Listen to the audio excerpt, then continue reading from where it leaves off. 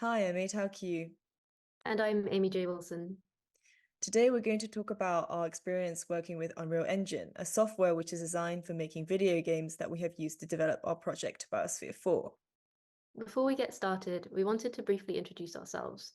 We're both visual artists who collaborate together alongside our own individual practices. I work across sculpture, installation, and digital media, and my practice broadly focuses on the shifting conditions of the built environment. Having grown up in Shenzhen, a coastal city in the south of China that is often referred to as the country's model city, I'm interested in the visual economy of the cityscape as a symbol of progress.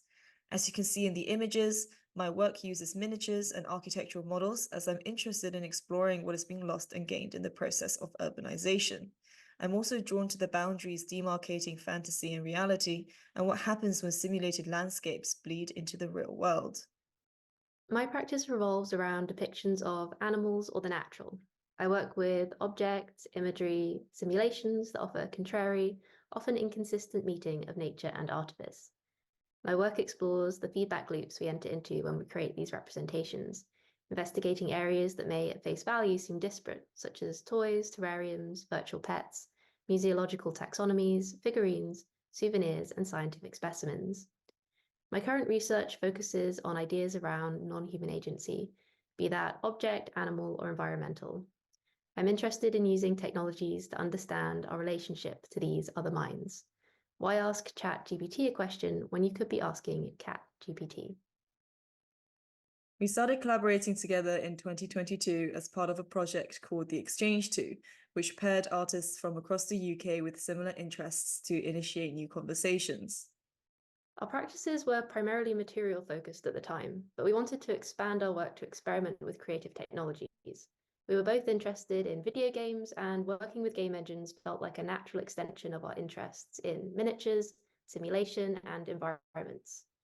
There are lots of different game engines to choose from. They can be easy to use, for example, the app Downpour, which is a really quick way to make simple interactive games on your phone, or more complicated, but with a greater level of control, like Unreal Engine, Unity, Godot, RPG Maker, to name a few. So when deciding what game engine to work with, we knew it needed to be free to use and that could give us access to free 3D models, but most importantly, be user-friendly for people without a coding background. So we decided on Unreal because it ticked all of the boxes. Nevertheless, it's still quite an overwhelming experience for a beginner, so it really helps to have a partner learn alongside you to troubleshoot problems together when something goes wrong. If you're not familiar with Unreal Engine, it's made by Epic Games. At the moment, it's probably most well known for being the game engine used to make Fortnite, and for being used in combination with Disney's Volume to film The Mandalorian. We decided to start working with Unreal by completing the same online beginners course. This meant that we were starting with a similar skill level and had been taught to do things in a similar way. We used this as a starting point to create our project Biosphere 4 in Unreal Engine. When we first started collaborating, we put together a research document, and one of the questions we wanted to explore was if 19th century industrialization transformed nature into an artificial kingdom of miniature scale, how might the fourth industrial revolution impact the way we represent nature?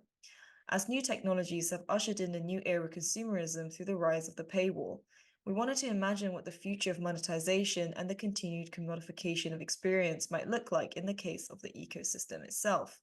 We looked towards the Walt Disney Company and its ventures as leading examples of this process and drew from the sci-fi writer Ray Bradbury's original script for Spaceship Earth, a theme park ride at Epcot. Another source of inspiration for the project is Biosphere 2, an American research program which sought to replicate the Earth's biomes for life in outer space. Recently, the failed dreams of Biosphere 2 have been rejuvenated by SpaceX's grand plans of colonizing Mars and Elon Musk's idea of backing up the biosphere. Using Unreal Engine, we wanted to create a roller coaster experience to imagine what kind of future rides might be created to promote and sell the ecosystem in space, whereby purchasing an artificial biosphere becomes a product of necessity rather than one of choice. Now, we wanted to talk about some of the practicalities of working on this project. We often aren't in the same place or time zone when we work together, a bit like the process for making this video. Because of this, when we work together, we often have to figure out the best way to collaborate remotely. When working together in Unreal Engine, we had to figure out the best way to share large project files. After watching lots of YouTube videos and trawling forums, we decided to work with GitHub and Unreal Engine source control. This meant we had a shared online location for our files, called a repository, that we could publish and download changes from. While building the world for our project, we worked on separate sections and then combined them together at the end. Here you can see Meitao's section of the project.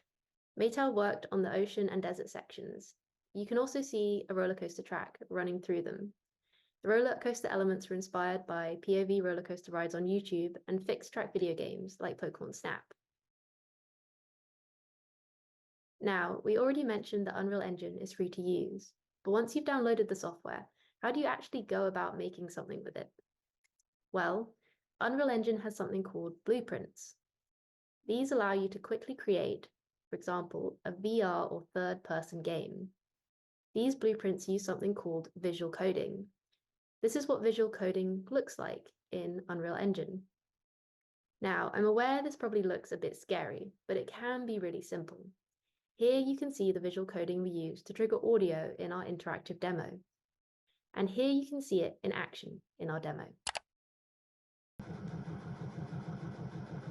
And creating a self-sustaining, entirely sealed miniature world.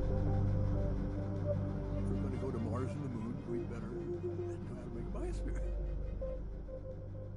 Visual coding is actually one of the main reasons we decided to use Unreal Engine. Neither of us has a coding background, and we were quite intimidated at the thought of learning a coding language. Unlike some other game engines, the majority of people who use Unreal Engine do so through visual coding, meaning there are lots of online videos and forum support for this way of working. And now I'm going to introduce some of the ways we found ready-made assets to create our project. So Unreal Engine has something called the Marketplace, and this has lots of pre-made, high-quality assets which you can drag and drop into your game. It's good to regularly check in here as different packs are free from month to month. So once you've downloaded the assets that you want, they will appear in your library under the Vault section, where you can add the packs to the projects that you're working on. Here you can see my selection of vegetation, which I was using for the different biomes. And another great place to get assets and textures from is Quixel Bridge.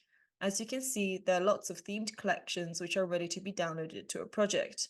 But it's important to bear in mind that these are very high quality scans. I was way too overexcited and tried to import too many of these assets, which often resulted in my computer crashing.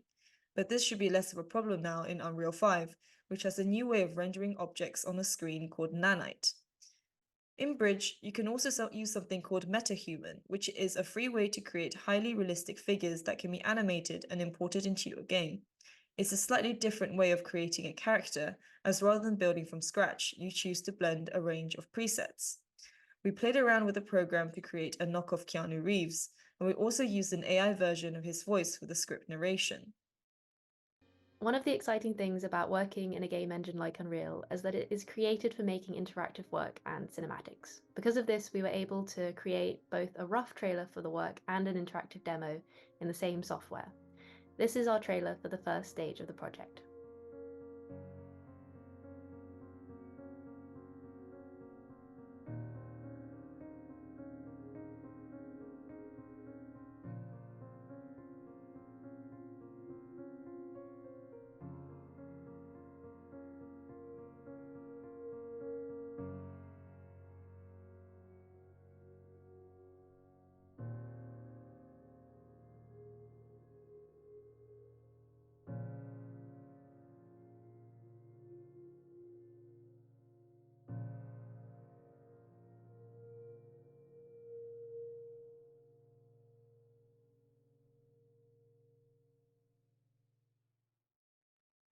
At the moment, we're preparing to work on the next stage of this project using the latest version of Unreal Engine, which is Unreal 5.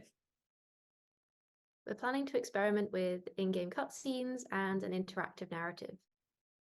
And if you wanted to get started with Unreal Engine, there are many free tutorials on YouTube or paid courses on Udemy. We hope you enjoy exploring what Unreal Engine can do as much as we have. Good luck with getting started.